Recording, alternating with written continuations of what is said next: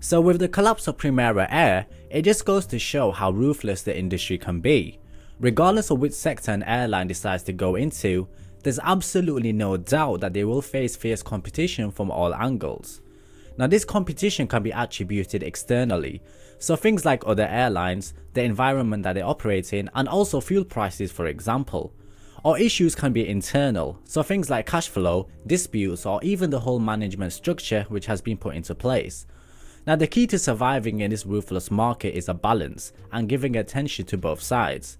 If one side is affected, then it will surely have a negative effect on the other. So the fall of Primera Air is yet another example of this. And in this video, let's briefly go over a few airlines which are in trouble that could potentially follow the steps of Air Berlin and Primera Air.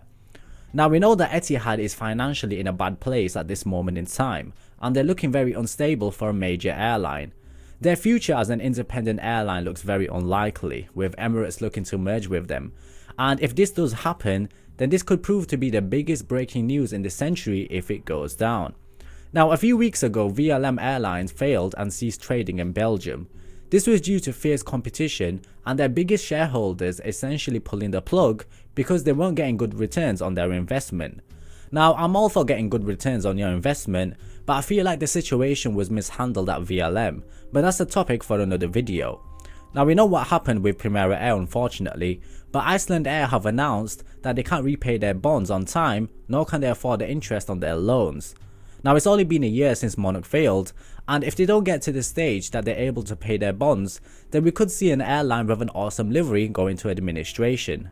Staying in the same region, WOW is struggling to maintain a stream to pay their finances, and this is partly due to the airline shareholders terminating their agreement, and Norwegian Air, despite their cutbacks, they're also looking very unstable.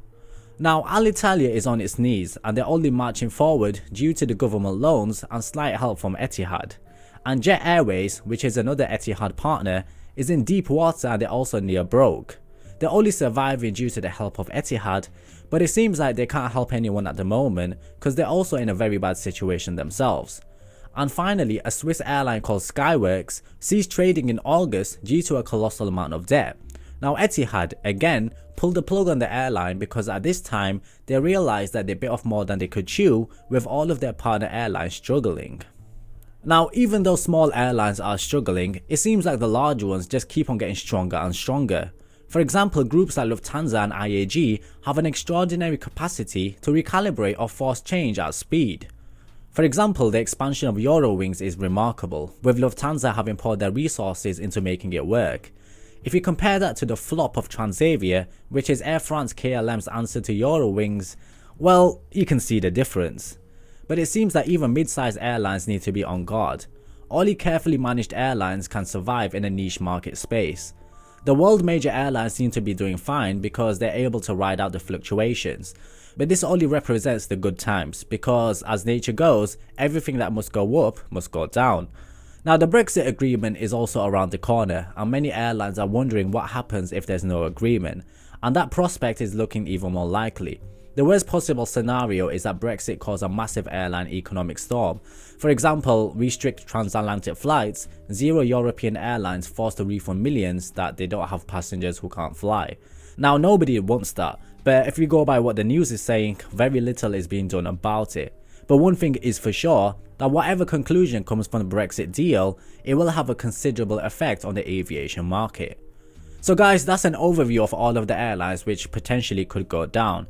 Now if you have any other airlines which you think should be added to the list, then share it with us in the comments below. Also share what you think about what you've heard. Do you think I was right or do you think I was wrong? I'm curious to hear what you guys have to say.